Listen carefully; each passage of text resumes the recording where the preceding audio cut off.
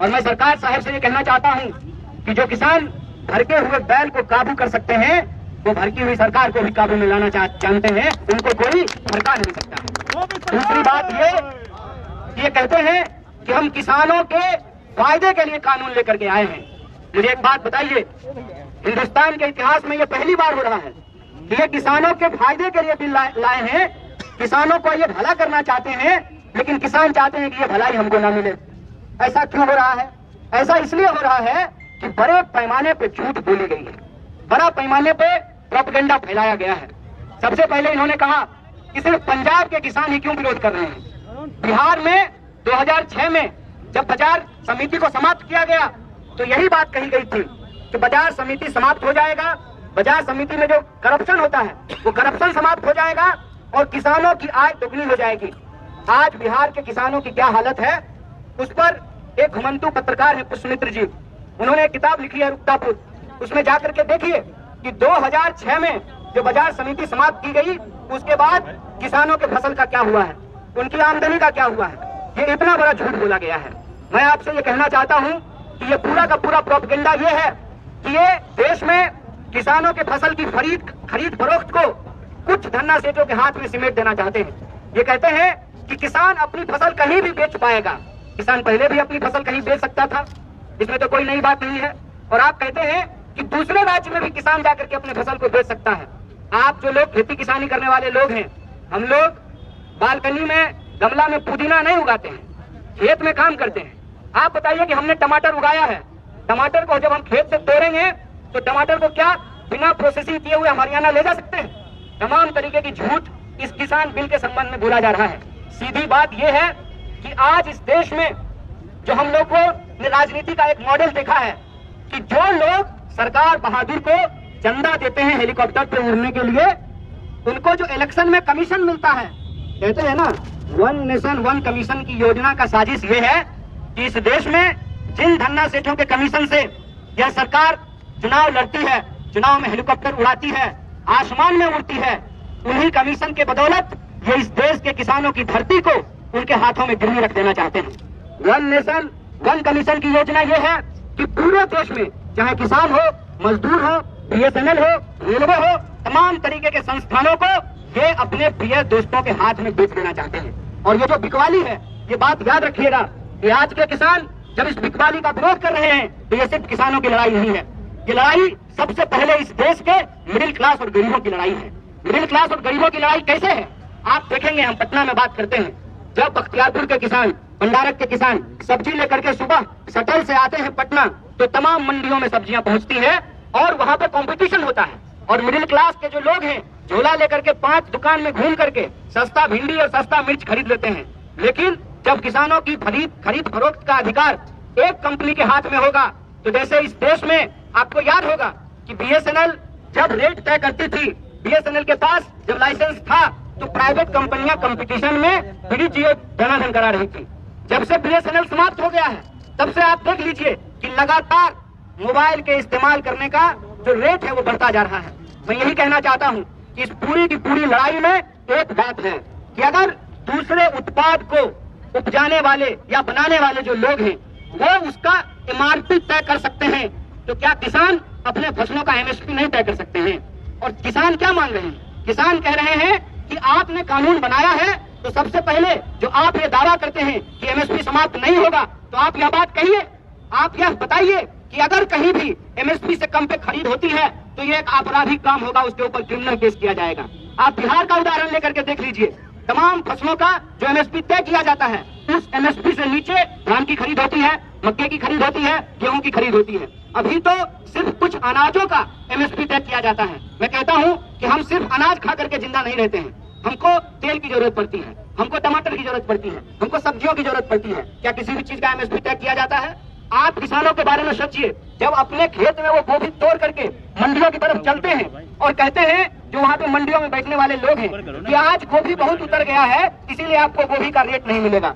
इतना कम रेट मिलता है किसानों को कि कई बार वो खेत में ही फसल छोड़ देते हैं। ये जो इस देश में अन्नदाताओं के साथ इतना बड़ा अत्याचार हो रहा है, और इस अत्याचार में जो सबसे साजिश वाली बात यह है कि इस देश में नारा लगा जय जवान जय किसान। आज किसानों को जो खेत में अपने देश में अपने लोगों को अनाज पहुंचाने के लिए, खिलाने के लिए शहादत दे रहे हैं, जिनके बच्चे बॉर्डर पे शहादत दे रहे हैं, आज कि जवानों के पिताजी के ऊपर उन्हीं जवानों के द्वारा लाठियां भंजवाई जा रही हैं। तो जय जवान जय किसान का जो ये नारा है, इसको अगर हम मुकम्मल करना चाहते हैं, इसको अगर हम पुख्ता करना चाहते हैं, तो एक बात हमको समझना पड़ेगा कि ओवरऑल पूरी संपूर्णता में जब आप इस लड़ाई को देखेंगे, जैसा कि पूर्व के वक्ताओं ने आपको कहा कि मजदूर अपने हक के लिए लड़ रहे हैं, नौजवान अपने हक के लिए लड़ रहे हैं, विद्यार्थी अपने हक के लिए लड़ रहे हैं, किसान अपने हक के लिए लड़ रहे हैं। दरअसल ये लड़ाई अलग अलग नहीं है, ये लड़ाई इस देश में जमहूरियत को बचाने की लड़ाई है। ये लड़ाई इस देश में को कुछ धन्ना सेठों के हाथ बिकने से बचाने की लड़ाई है। ये लड़ाई इस देश में तमाम वर्ग के, चाहे वो मिडिल क्लास हो, चाहे वो मजदूर हो, चाहे वो किसान हो, चाहे वो गरीब हो, महिला हो, आदिवासी हो, तमाम तरीके के शोषित पीड़ितों के हक और अधिकार को बचाने की लड़ाई है, आने वाली पीढ़ी को बचाने की लड़ाई है। इसीलिए इस लड़ाई को हम लोकतंत्र और संविधान बचाने की लड़ाई के तौर पर देखते हैं।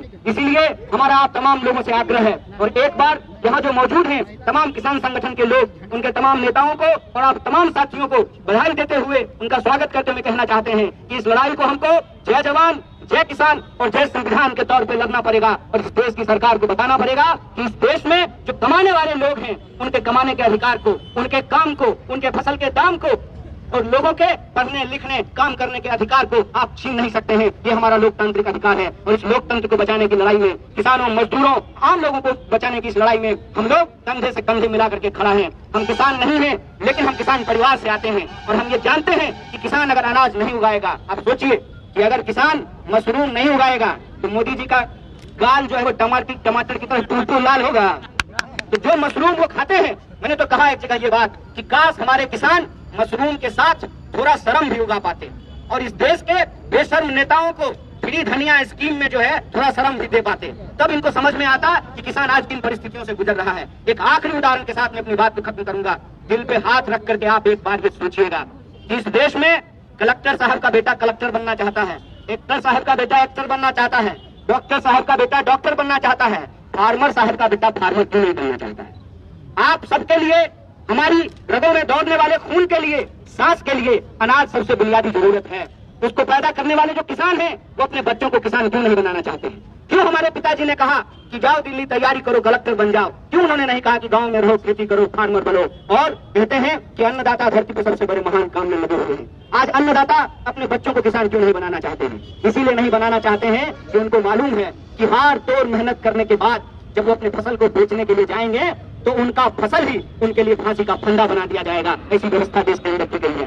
इस व्यवस्था को बदलने के लिए देश के जो किसान हैं, उनके पक्ष में हम तमाम लोगों को, चाहे हमारा कुछ भी प्रोफेशन हो, हमारा कोई भी वर्ग हो, उनके साथ हमको खड़ा होना चाहिए, और हमको ये सोचना चाहिए कि किसानों को बदनाम करने की जो साजिश है, इस बदनामी से हमको घबराने का जरूरत नहीं है। और एक उदाहरण आप लोग जानते हैं कि जब किसी विधवा की जमीन कब्जा करना हो, तो सबसे पहले उसका चरित्र हरण किया जाता है, सबसे पहले उसको डायन होने का आरोप लगाया जाता है। और आज जब देश के किसान अपने हक के लिए लड़ रहे हैं, तो टीवी स्टूडियो में बैठे हुए बिके हुए पत्रकार किसानों को बदनाम कर रहे हैं, और वो कह रहे हैं कि पंजाब के किसान ही क्यों विरोध कर रहे हैं? तो साहब आप खोल करके देख लीजिए, पंजाब के किसान सिर्फ विरोध नहीं कर रहे हैं, पंजाब के किसान इस आंदोलन की अगुवाई कर रहे हैं, और ये बिहार की धरती है। मैं याद दिलाना चाहता हूँ कि गांधी जी जब वापस भारत आए थे, तो उन्होंने भी चंपारण से नील की खेती के विरोध में अपना आंदोलन शुरू किया था। और आज बिहार के हर जिला मुख्यालय पर लोग अपने अपने कामों को छोड़ करके इस आंदोलन में शरीक हो रहे हैं, इसका समर्थन दे रहे हैं। हम आपसे भी आग्रह करते हैं,